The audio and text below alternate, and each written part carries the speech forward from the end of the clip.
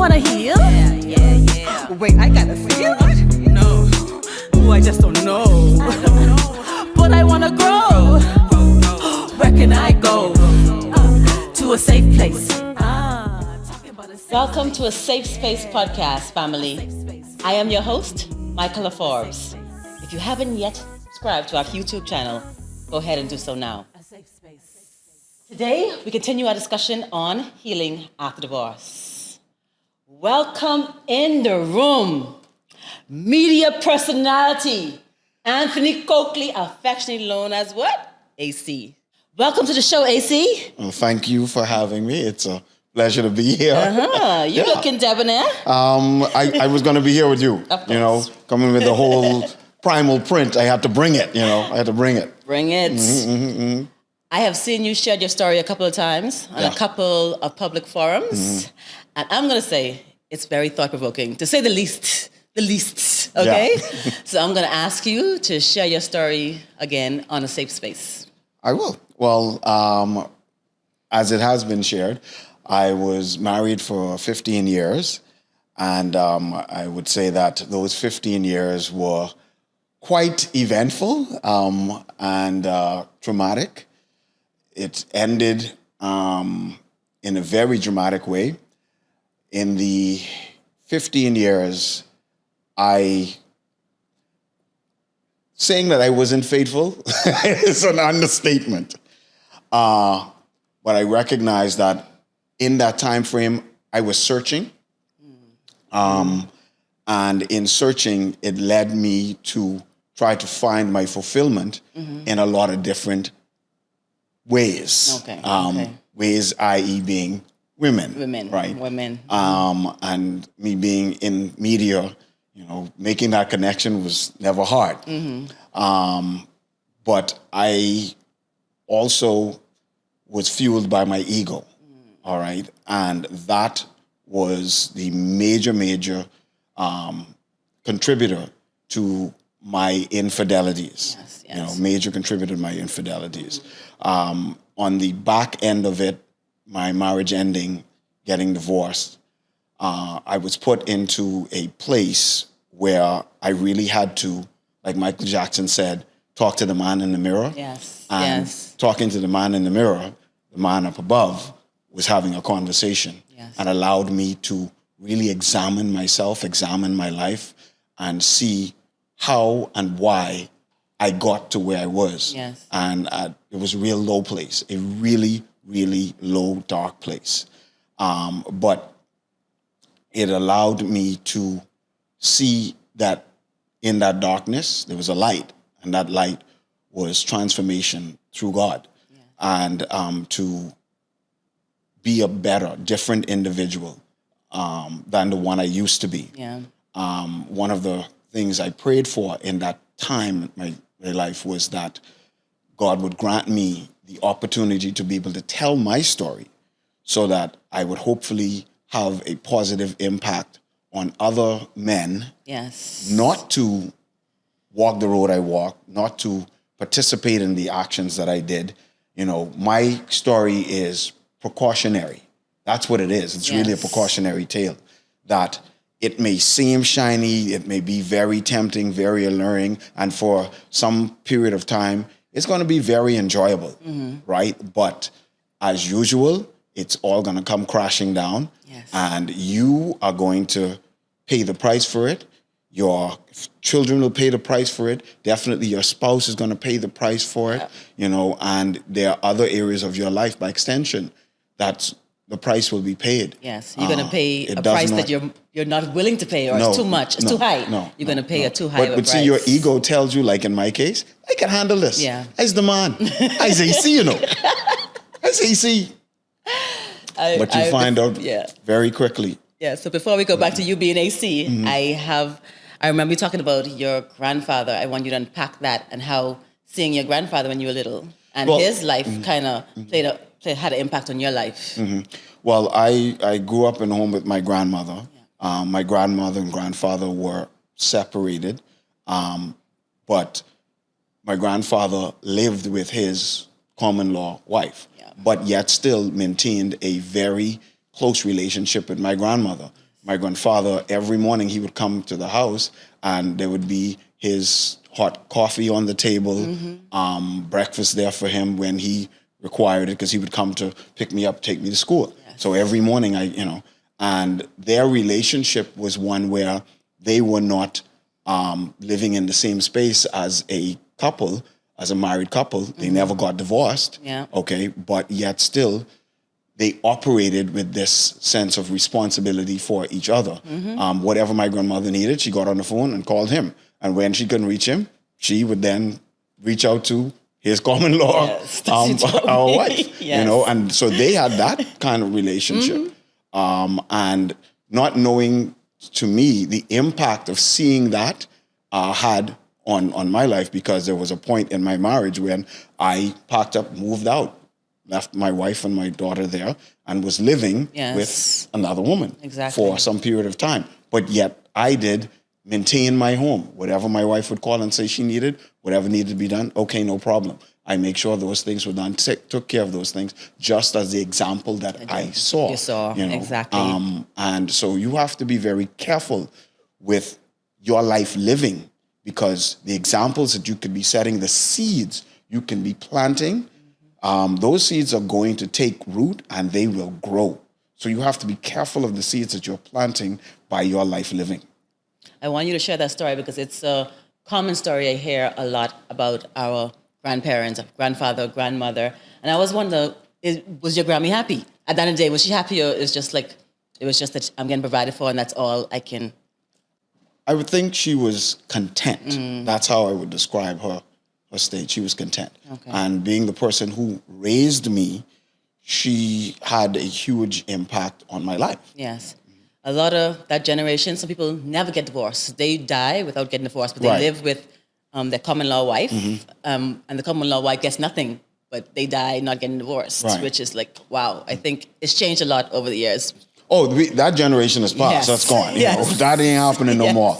The women of today, no, they ain't dealing with that, because you have such a level of independence now. You're making it happen for yourself. You're doing it for yourself. So your mindset is, if he ain't want to be, then he go. I on that run. Let me call up my lawyer now. Let's get this dealt with. That's it. Yeah. But in that time, back in the day, being able to be provided for, it was a level of comfort and security that you didn't want to give up, exactly, because women weren't out in the workforce like they are today. Yes, and I respect that.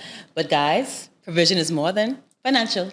It's emotional, it's spiritual, it's everything. Financial is just the basic. This is true. Okay, so me and you have a couple of things in common. We were both married for 15 years. And we both have two different personalities. I call my second personality Michaela.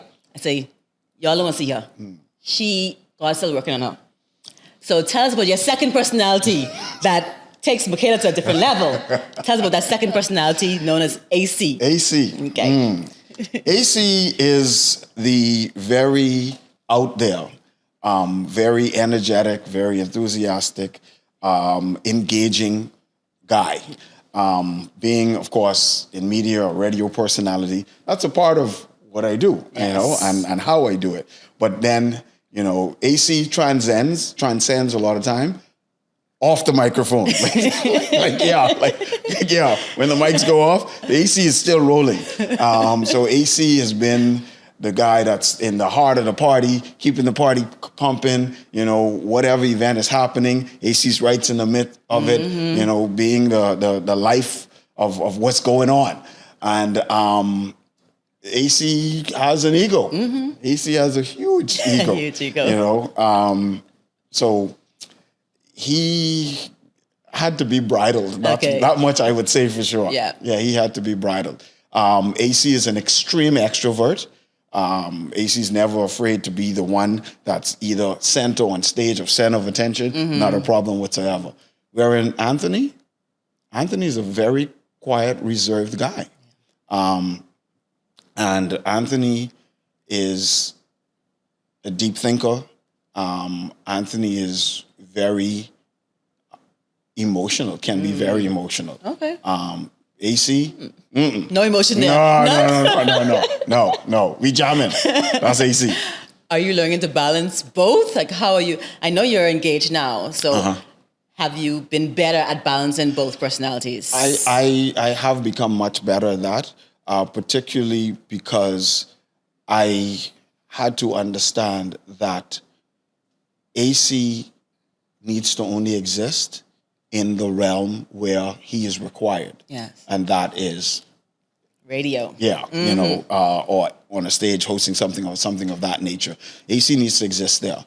But I got into a lot of the situationships that I got into because persons met AC and AC was what was attractive and appealing, and therefore AC never turned off because I was always being AC.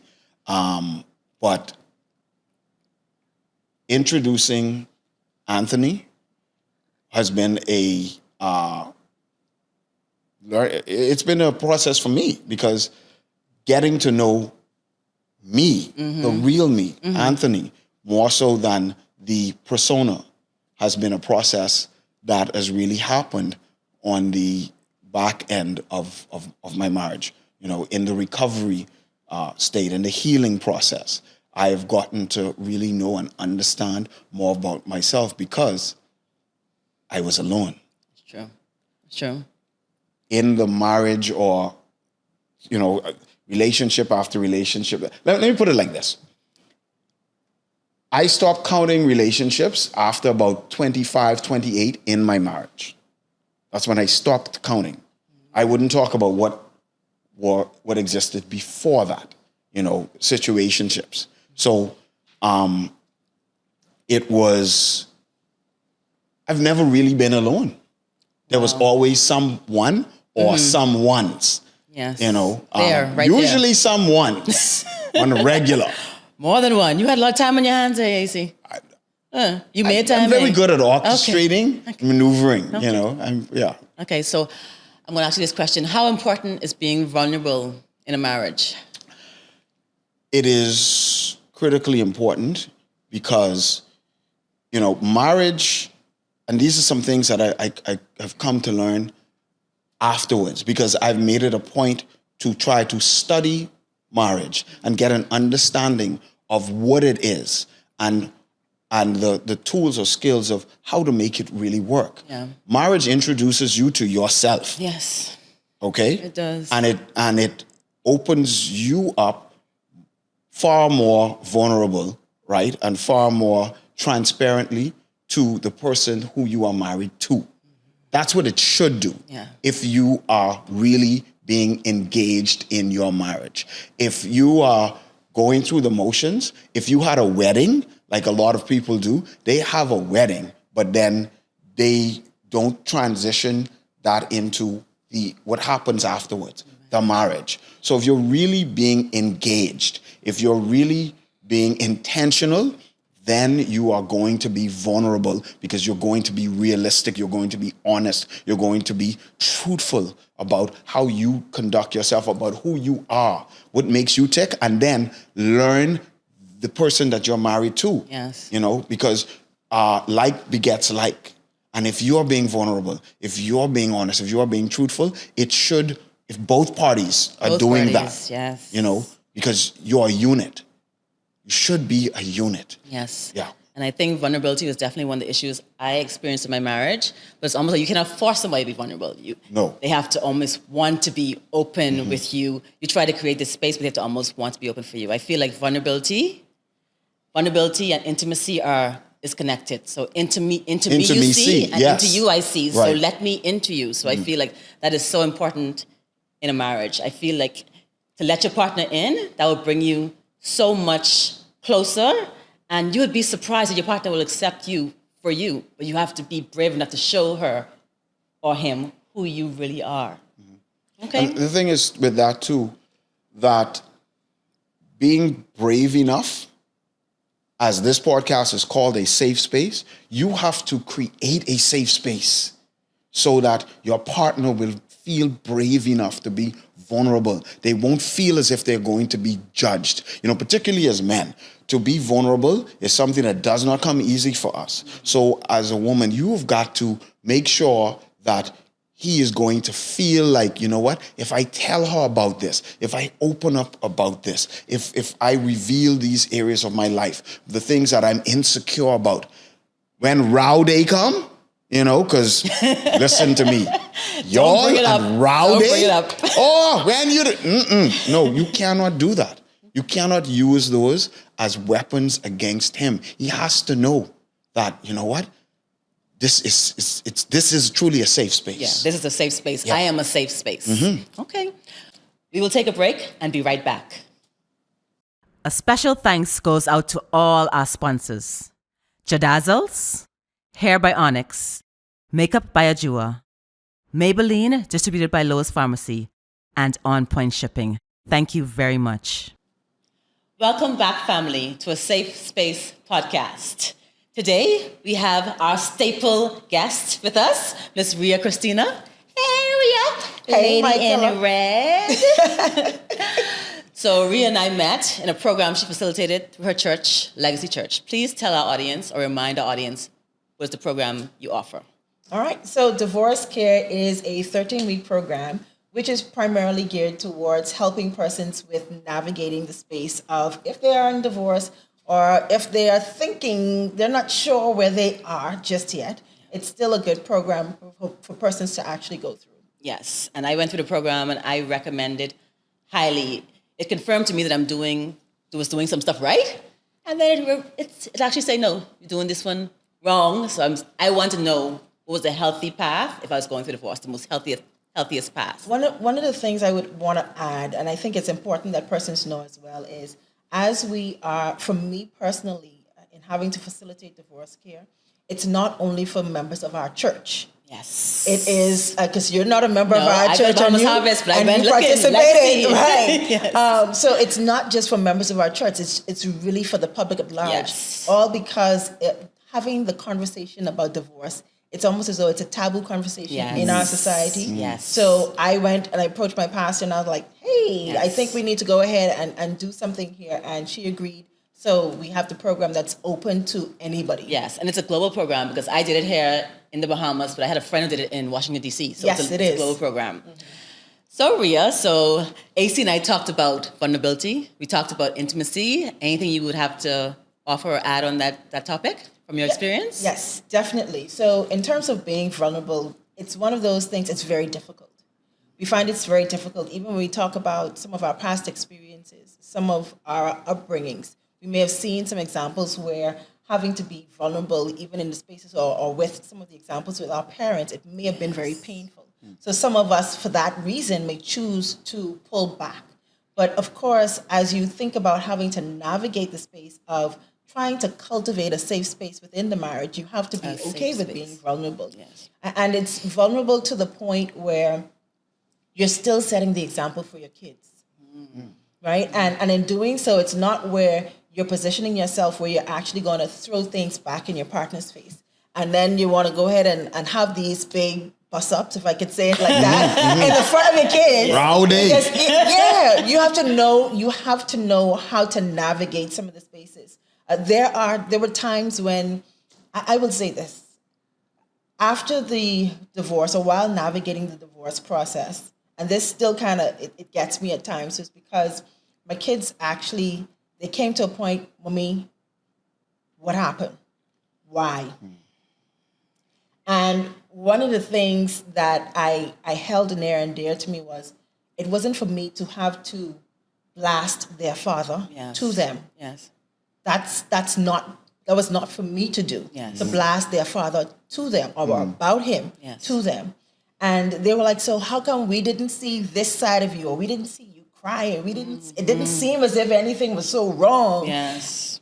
I was protecting them. Yeah. I was shielding them from having to see that side of what was going on. I didn't need their vision or their view of their father to be tainted because of my experience. Yeah. That was not the thing to do. So while we are being vulnerable, we also need to know how to, or what it is that we need to do with our kids.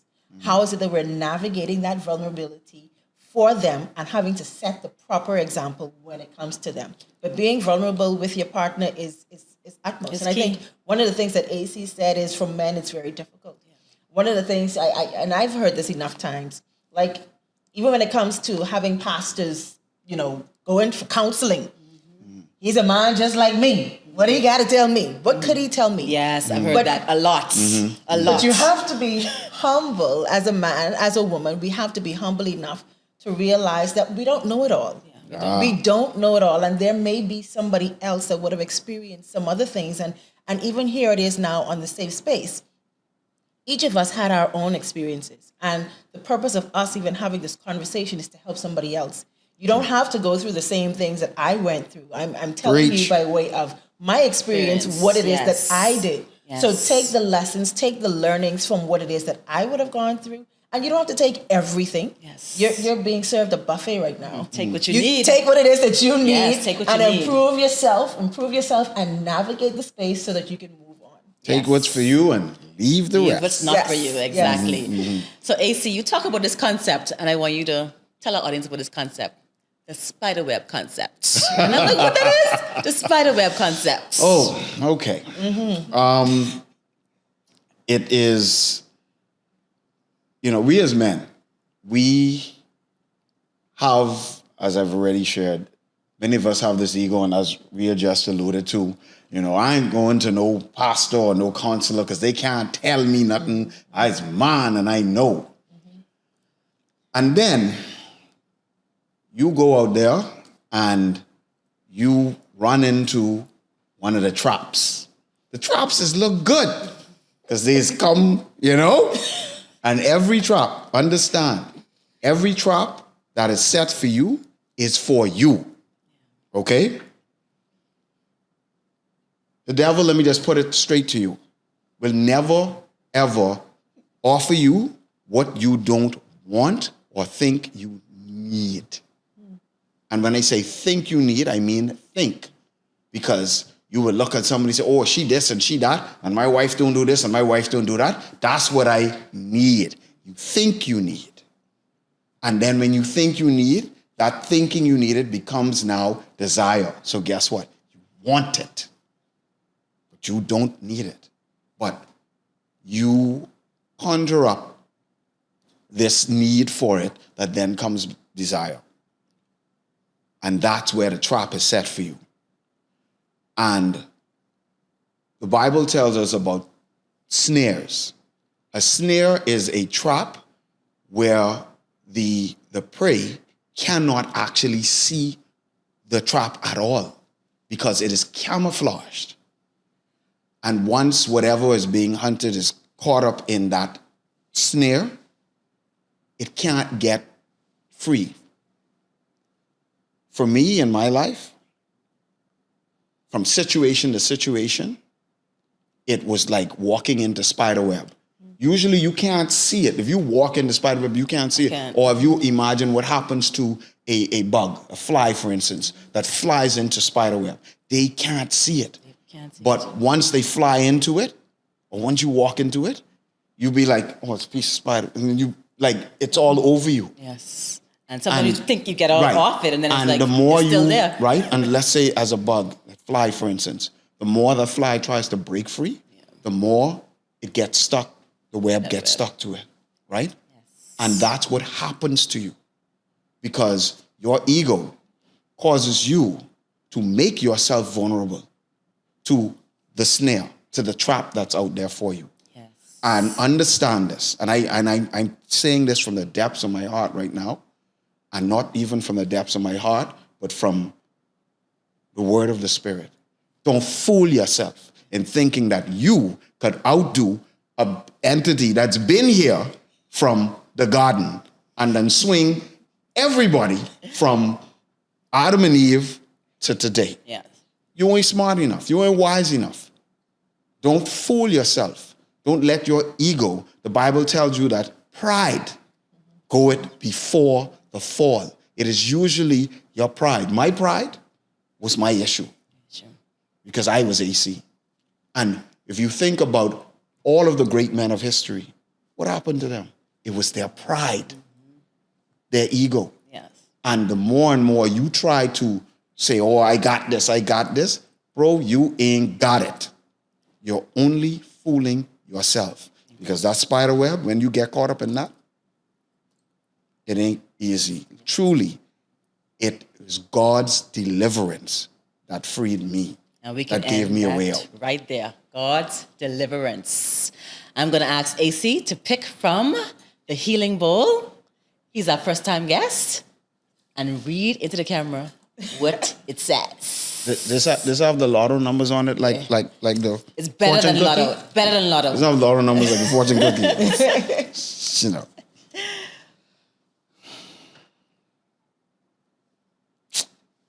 Listen to me.